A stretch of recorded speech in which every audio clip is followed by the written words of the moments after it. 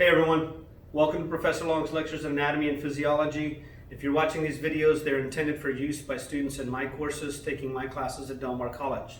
This is for my Biology 2402 course. This is blood lecture number 2. If anyone else out there in the world finds these videos helpful on YouTube, by all means use them. But know that the breadth, the depth, and the level of detail that I cover may vary from your instructor and may be completely different than the lectures that you receive. So hopefully this helps you understand some things. If you can use it, great. If you can't, my bad. So we've been talking about blood. In the last lecture we talked about whole blood. So when we talk about blood, we usually don't say the word whole, but we mean whole blood. And I said in the last video, whole blood is made up of two major parts. It is made up of stuff called plasma, that we said is the fluid part of blood, all the liquidy part with all the ions and nutrients dissolved into it, and the gases. And another part that we call the formed elements. Okay? Now, we listed what's the three major components of plasma and the ones of the formed elements. We're going to look at plasma in detail here. By the way, if I were to calculate what percentage of your blood is made up of plasma, it's about 55% of our blood volume. Our blood is mostly plasma, and formed elements make up about 45% of the blood volume. Okay, so this number, whatever percentage of your blood is made up of the formed elements, is known as a hematocrit. And the hematocrit is a test that people take. And ultimately, it's in the notes that it's on the bottom of page 36. The hematocrit is the percentage of your whole blood that is occupied by the formed elements. And I say about 45%. It can be anywhere from about 42 to about 54%, depending on gender, age, size, body mass, all this other things. But it's somewhere around 45 is a normal hematocrit, and about 55 would be your plasma. Now, how they determine hematocrit is done by this. This is not necessarily on an exam, but this is kind of important for lab as well. There's a machine that spins called a centrifuge, and it has these things called a rotor, and the rotor has little slots in it. If I look down on top of it, it would look like this, and there would be little holes in it. And those holes can contain tubes, and you should have an equal number of tubes on either side, okay? So essentially what you do is if you take a tube filled with blood, they use these little plastic tubes with a lid on them now, or you could use a test tube. If I put the blood in here, there will be a certain amount of the blood. Here, I'm going to use a test tube drawing. Give me a second here. I'm going to explain something to you. If I took some test tubes and I put a certain amount of blood in here, the blood is going to look equally uniform. An overwhelming majority of the cells floating around in here are going to be red blood cells. And they're going to fill a lot of the volume of the whole blood. Okay? Occasionally in here, I'm going to put some little light blue dots are going to be some white blood cells, but they are much smaller in number than the red blood cells. Now, if I took this test tube and I stuck it in here like this, and I took another empty tube to balance it out so the rotor doesn't get out of balance, and put it on the other side, and then I spin this in a machine. So it's going to be sitting on a structure that's going to spin the rotor. And they can spin literally thousands of times, 10,000 revolutions in a minute. I mean, they're really, really fast. And ultracentrifuges can go even faster.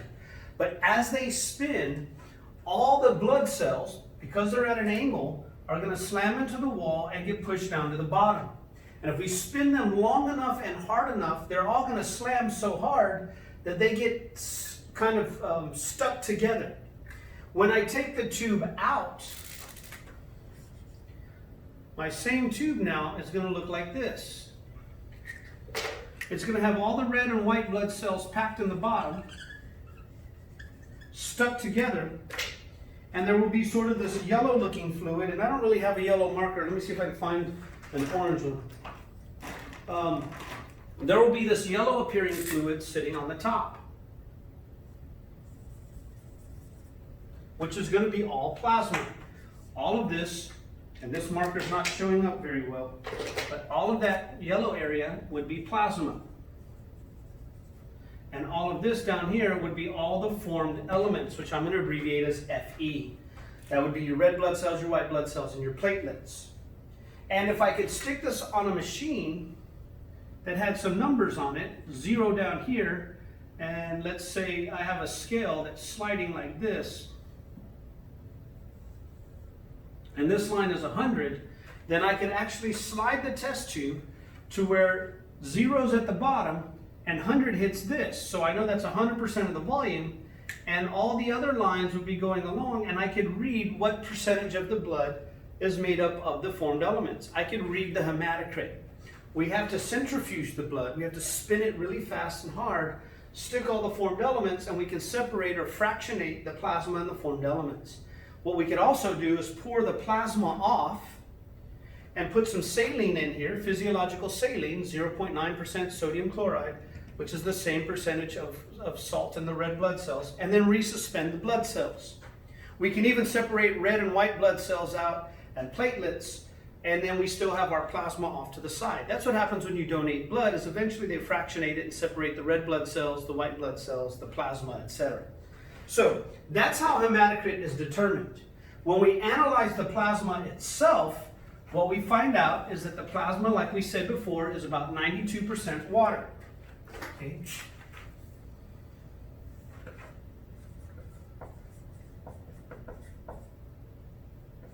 It's about 7% protein. And I told you before, this is a big deal. There's 3 major classes of proteins. One class of proteins is called albumins. Albumins, what you need to know about them is they are produced by the liver. Our liver makes a tremendous amount of the proteins that are stuck in our plasma. Now, albumins increase blood volume, and so they also play a role in helping regulate blood pressure. Okay? So I've talked about this before, but I want to mention it again. I've done this in a previous video, I believe. If I take a bucket of fluid, let's say I take, I don't know, some ethanol, and I take ice cubes, and I start to dump these ice cubes in the ethanol, a whole bunch of them. Over time, it looks like the volume of fluid in the bucket has gone up because the ice cubes have displaced or pushed the water out and around it, and it looks like I've added more ethanol. I have not added any more ethanol. I added some ice cubes, which are water, and they made it look like there's more ethanol in here. Now the overall volume has increased, but the volume of ethanol in here is not increased. Well, that's what albumins do. They are sometimes called blood expanders because they expand the volume of your blood, and that will raise the pressure of the blood in the system. So they play a huge role, a very important role in blood pressure and blood volume. You need to know albumins, okay? A second major class of proteins is called the fibrinogens. And a lot of the fibrinogens are from the liver, and some of them are found in, we'll talk about that later, but a lot of them come from the liver, and they function in blood clotting. They play a huge role in blood clotting, along with platelets. And then the last major class of white blood cells, of proteins we're going to talk about are called the immunoglobulins. The immunoglobulins are mostly the antibodies. Antibodies are little proteins that help bind to foreign substances, okay? And immunoglobulins or antibodies are made by a particular type of white blood cell, mostly called lymphocytes. Essentially what happens is, if I have a foreign cell, a cell that does not belong in my body, it's going to have all these proteins stuck in its membrane. And some of these proteins have sugars on them. I'm going to make them look like letters of the alphabet, except for that one. Our normal cells, our self cells, will have a lot of these same proteins on them. But they may not have this particular protein. our white blood cells, particularly a class of white blood cells called lymphocytes. I'm just going to put Li in the nucleus of this lymphocyte. When a lymphocyte encounters a foreign cell and sees that foreign protein on the surface, it has the ability to rearrange its genetics, its DNA, a couple of its genes, so to speak, to make a new protein. It's going to spit out these proteins that we draw usually as little y's, and that protein is going to have an area on here that can bind to that foreign protein. So this antibody, or immunoglobulin, can help recognize foreign proteins on other cells, clump them together, and then our other white blood cells can come remove them all. We'll talk about the details of that later. So you need to know these three major classes of proteins that are found in our plasma. Albumins increase blood volume and blood pressure produced by the liver. Fibrinogens from the liver that play a major role in blood clotting. And then immunoglobulins, which are antibodies which recognize foreign cells and help bind them up so that other white blood cells know who the bad guys are. Really essentially what happens is it clumps them all together in one location. We'll see how and why. Now, the last structure, or the last major component of plasma, is we said it's about 1% other solutes. And it's real hard to write at the bottom of the board, so please forgive me, but it's about 1% other solutes, meaning glucose and nutrients and ions and oxygen and carbon dioxide. There's a lot of oxygen in blood, but it's not floating in the plasma.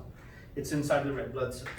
So now, we have most of our plasma out of the way. We've talked about hematocrit. We've talked about the major proteins in blood. We're going to move over to the formed elements, and I'm going to talk a little bit about red blood cells. I'm going to erase all of this stuff to give myself some room to talk about red blood cells.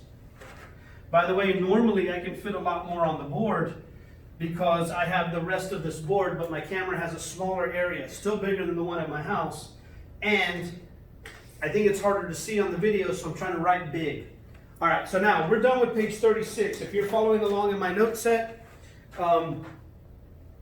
we're going to move to page 37. We're going to talk about the formed elements. We're going to talk about red blood cells mostly, and then we have to do another video. Now listen, one last thing I forgot to tell you about plasma. If I remove the fibrinogens, some of the clotting factors from our blood, what I have left over is serum. So serum is plasma minus the fibrinogens. You should know that. Now when we talk about red blood cells, erythrocytes, okay? I'm even going to erase all of this. We don't need all that. When we talk about red blood cells, the technical or scientific name for a red blood cell is erythrocyte. Okay? Erythrocytes are red blood cells. Their major function is that they help transport what we call the dissolved gases. And that would be oxygen and carbon dioxide. Now I say help transport. They carry directly most of the oxygen. They don't directly carry the carbon dioxide, but without red blood cells, we would not be able to carry most of the carbon dioxide. Now, our body, first of all, red blood cells are the most abundant cell in the human body. They're about 1/3 of the human cells.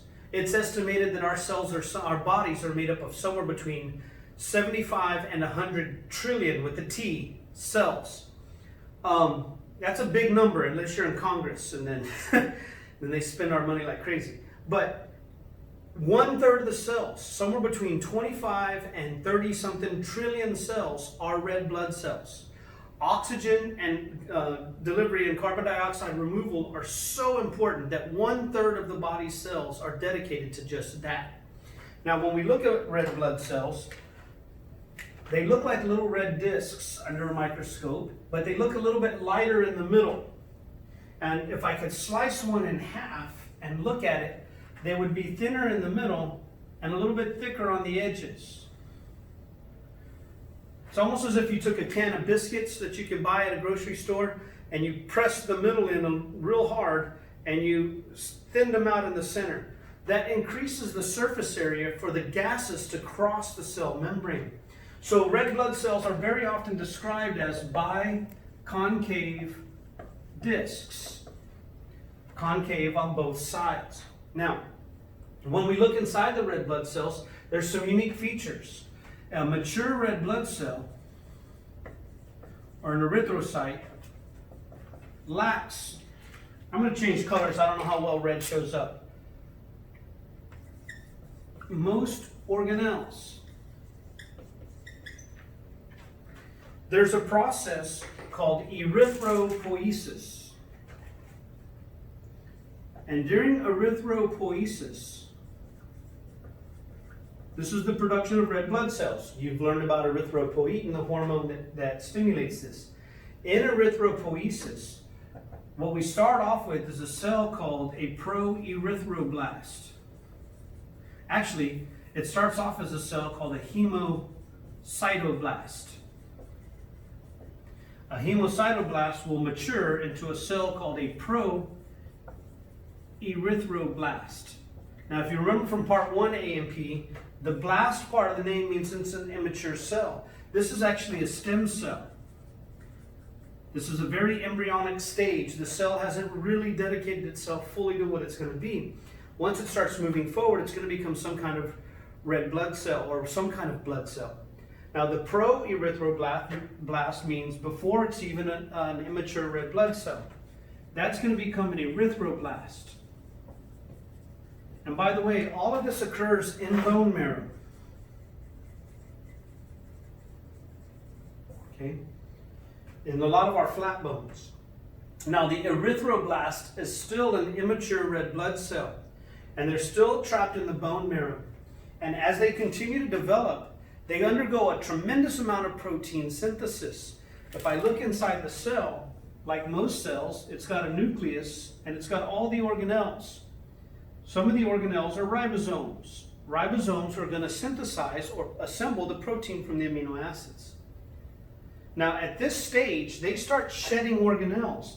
They'll spit out things like the endoplasmic reticulum, the Golgi apparatus. They can lose centrioles. They lose the mitochondria. They spit out most of their organelles. And after they have all these transcripts called messenger RNAs, they'll spit out their nucleus. The reason they empty out is so that they can fill up with one of the most abundant and important proteins inside the cell. All that's left over are a few ribosomes and all these mRNAs. The ribosomes will read the mRNAs and produce these proteins. And the protein that they're going to produce is called hemoglobin. Over time, even the mRNAs get broken down and we'll lose some of the ribosomes. So now the cell is empty. And the reason it's empty is that we want all of these proteins, we want room for all of these proteins called hemoglobin.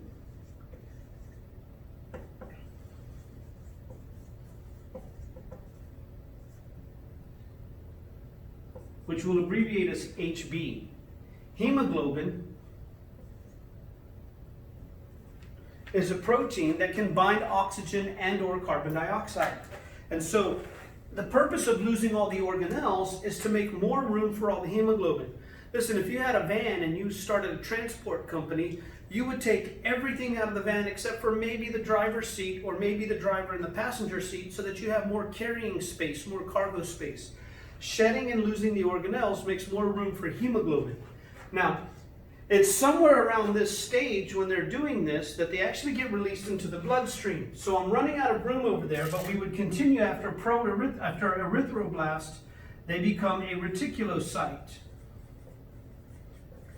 The reticulocyte is where they're still manufacturing hemoglobin and losing the organelles. So it starts at the erythroblast stage, but it really completes the process in the reticulocyte stage. And this is where they can actually start to enter enter our bloodstream. Over time, as they complete the process of shedding the organelles and filling with hemoglobin, they become an erythrocyte. Okay? Now this process, this series of steps of maturation is called erythropoiesis. Again, it occurs in bone marrow. We start off as a stem cell called a hemocytoblast. It matures into a proerythroblast and begins making some of the proteins that the red blood cell needs. Then it becomes an erythroblast. It can begin shedding some organelles and massively increasing the amount of mRNA for hemoglobin. And then it becomes a reticulocyte. At the reticulocyte stage, it sheds the rest of the organelles, enters the bloodstream, and then becomes an erythrocyte, a fully mature red blood cell. Now, when I look at an erythrocyte, I'm going to erase a lot of this. When I look inside them and I study hemoglobin, which has been done, hemoglobin tends to be a 4-ringed molecule. It's actually made up of 4 proteins. There's 2 called alpha chains and 2 beta chains. But these 4 proteins sort of make a 4-leaf clover shape. And this molecule is called heme. Now, if I add iron, and by iron I mean the ion Fe2+, when I put heme and iron together, I get a stuff called hemoglobin.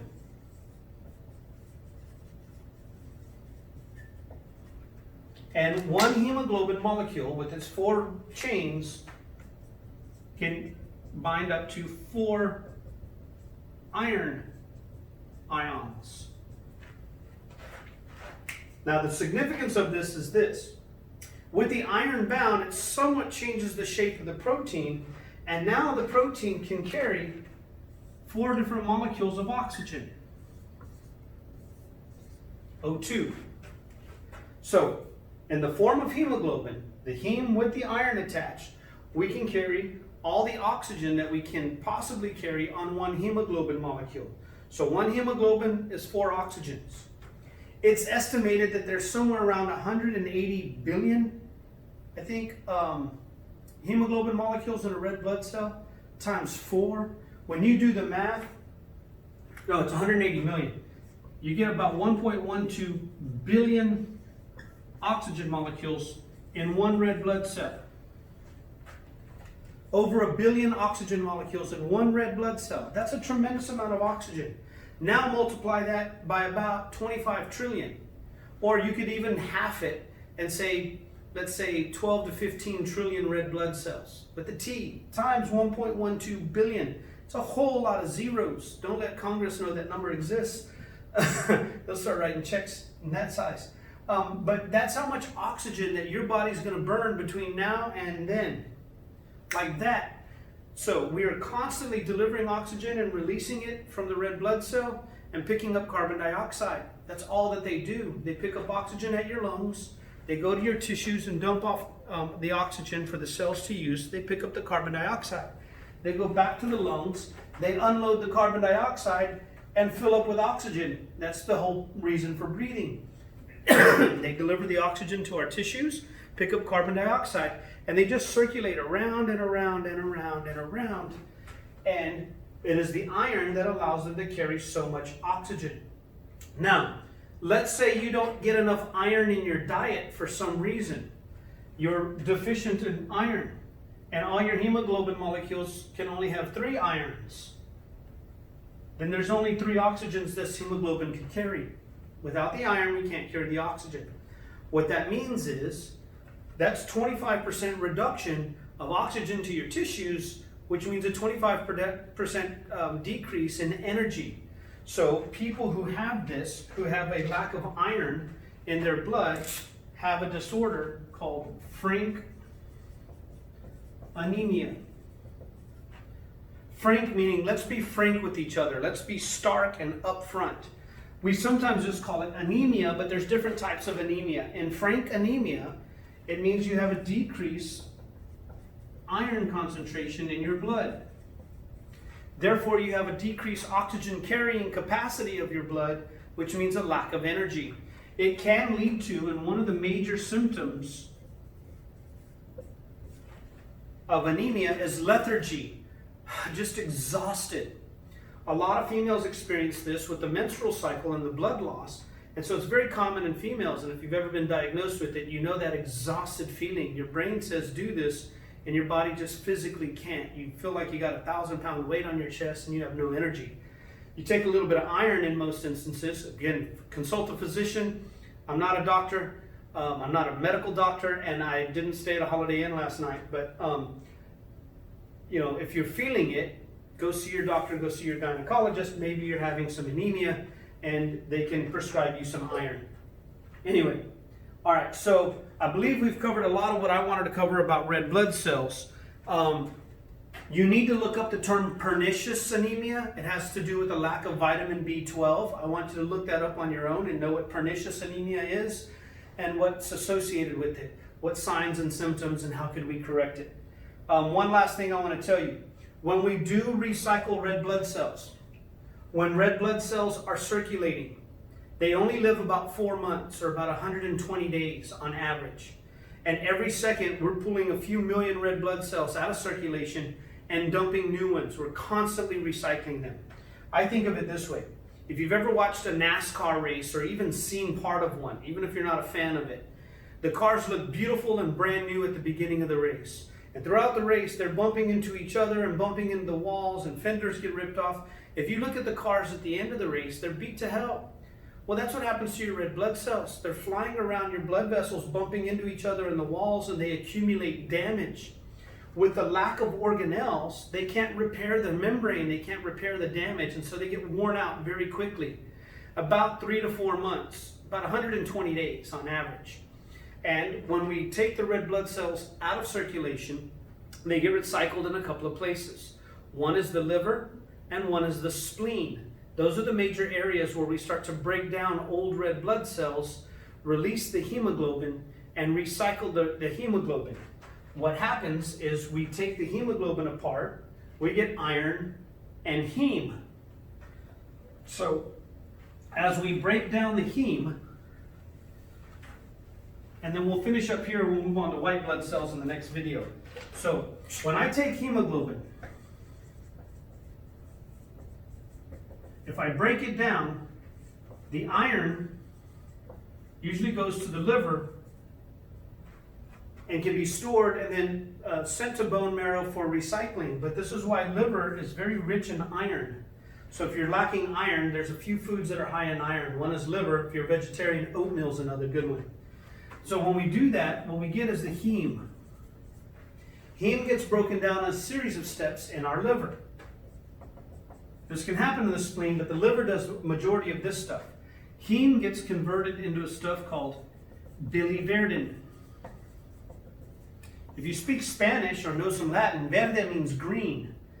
Biliverdin is heme without the iron, okay? So when I take the heme molecule, I can break it down. Hemoglobin without the iron is heme. Heme gets converted to a substance called biliverdin. Biliverdin gets converted into bilirubin, which is a very dark reddish brown color. And then that gets converted into stuff called bile, which is kind of a yellowish color. The bile goes from the liver into our digestive tract. And as a combination of this bilirubin and bile, the red and the yellows that make the color of feces. So very often the color of feces can have an indication about your health and your ability to recycle hemoglobin. If there's blood in the stools, they call it ekhemosis, and the stools can be very, very, very dark, and sometimes they even have a grayness to them because of the hemoglobin without the oxygen. We're not going to talk about that. So now, bile gets dumped into the digestive tract. If we can't release the bile, it gets backed up and stored in the gallbladder. So the liver is producing an overwhelming majority of the bile. And if you look at these stages, these are the colors that a bruise will go through. So if somebody punches you on the arm, you break blood vessels. Broken blood vessels will lead to the leaking of the red blood cells out. The red blood cells that leak out into the peripheral tissue break down, and as they release the heme, it starts to turn a bluish green color. Then the bruise will turn a dark brown color, and then as it fades, it starts to turn yellow. That's because we're going through the breakdown of hemoglobin in the peripheral tissues, and that's what happens in bruises. Anyway, I think we're done with red blood cells. We've covered everything on page 37. I would like for you to look up what is jaundice. Jaundice is a yellowing of the tissues that occurs because bile starts to back up and build up into our other tissues and makes them look a yellow color. Jaundice can be an indication of a number of things going wrong. Now we're going to move on to leukocytes in the next video on page 38. I hope you had as much fun as I did. I hope you learned something. I'll see you in the next video. Thanks for watching.